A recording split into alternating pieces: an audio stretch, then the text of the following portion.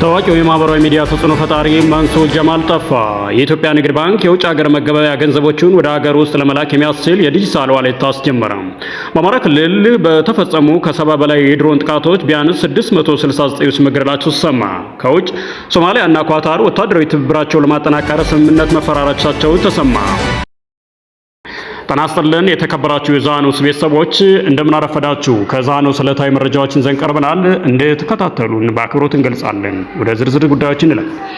ታዋቂው የማህበራዊ ሚዲያ ተጽዕኖ ፈጣሪ መንሱር ጀማል በማህበራዊ ሚዲያ ከጠፋ ሳምንታትን አስቆጠረ። በማህበራዊ ሚዲያ መድረኮች ላይ በሚሊዮን የሚቆጠሩ ተከታዮች ያሉትና በተለያዩ አነጋጋሪ ተግባራቱ የሚታወቀው መንሱር ጀማል ከኢትዮጵያ ወጥቶ በምዕራብ አፍሪካዊቱ ሀገር ቡርኪና ፋሶ እንደሚገኝ አስታወቀም።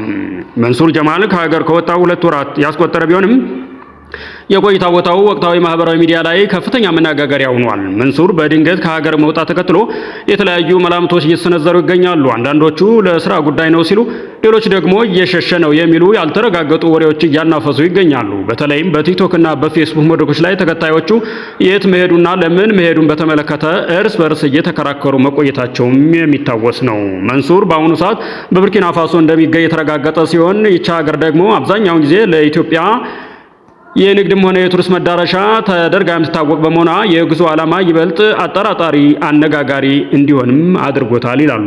መንሱር ጀማል በቅርቡ በገጹ በኩል ማብራሪያ ይሰጣል ተብሎ የሚጠበቅ እስካሁን ግን ስለ ቆይታው ወደ ሀገር ስለሚመለስበት ጊዜም በይፋ ያለው ነገር የለም ሲሉም አክለው አስታውቋል።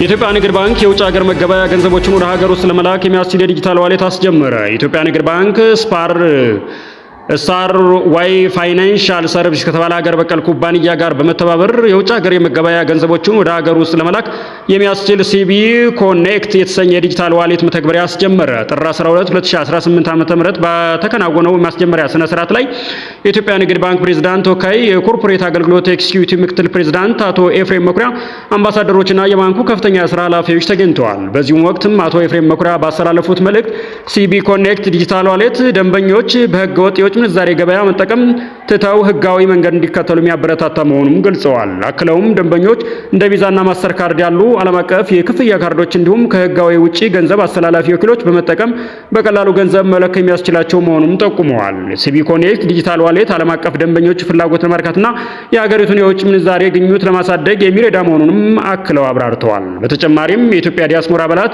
ድንበር ተሻጋሪ የገንዘብ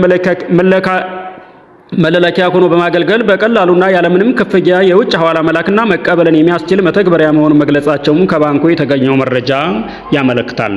አድማጭ ተመልካቾቻችን ኮሜንት፣ ላይክ እና ሰብስክራይብ ማድረጋችሁን እንዳትረሱ እያለሁ ወደ ሌሎች ዝርዝር ጉዳዮች እናልፋለን። አብራችሁን ቆዩ።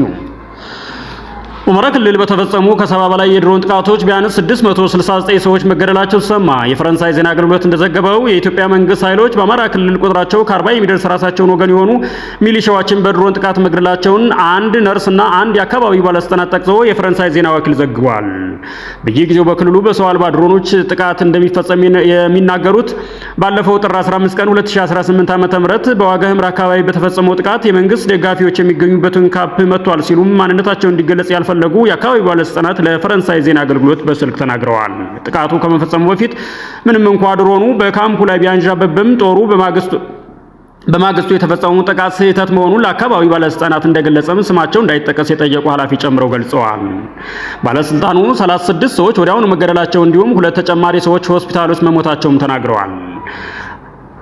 አበባው ዝናቡ የተባሉ የሕክምና ባለሙያ የተገደሉ ሰዎች ቁጥር ከ40 በላይ እንደሆነና መናገራቸውን የፈረንሳይ ዜና ወኪል አገልግሎት ዘግበዋል። ባለስልጣኑ ላለፉት 6 ዓመታት መንግስት ከጥቃት ለመከላከል ከቤተሰቦቻቸውና ከሚወዷቸው ርቀው በበረሃና በዱር ሸንተረሩ ሲዋጉ የቆዩ የሚሊሻ አባላት መኖሪያ መሆኑን የሚታወቅ ካምፕ በእኛ ኃይሎች እንዴት ጥቃት እንደደረሰበት አስረዱን ሲሉም ጠይቀዋል።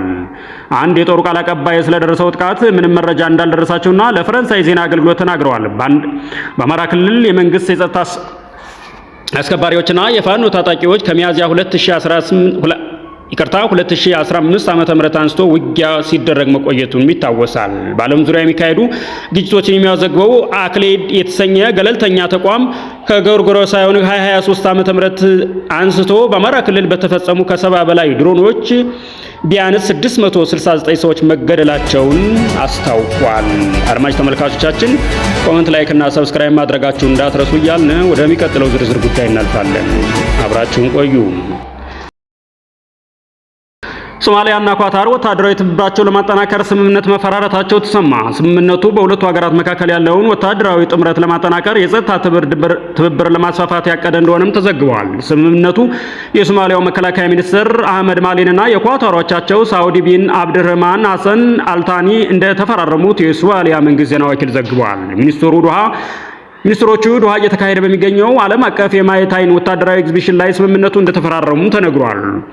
ሶና እንደዘገበው የሁለቱ ሀገራት ስምምነት በቀጠናው ሰላምና መረጋጋት ላይ መስራት ያለመ ነውም ብለዋል። በቅርቡ ከዩናይትድ አረብ ኤሚሬቶች ጋር ያላትን ዲፕሎማሲያዊ ግንኙነት በሙሉ ያቋረጠችው ከሶማሊያ፣ ከሳውዲ አረቢያ፣ ከቱርክ፣ ከግብጽና ከሌሎች ሀገራት ያላትን ግንኙነት እያጠናቀረች ትገኛለች። ከሳምንታት በፊት እስራኤልን ከሶማሊያ በመነጠል ነጻ ሀገርነቷን ለታወጀች ሶማሌላንድ የሀገርነት እውቅና መስጠቷን ተከትሎ በአቡዳቢ እና ሞቃዲሾ መካከል ያለው ግንኙነት ከምንም ጊዜ በላይ ሻክሯል ሲሉም ተናግረዋል።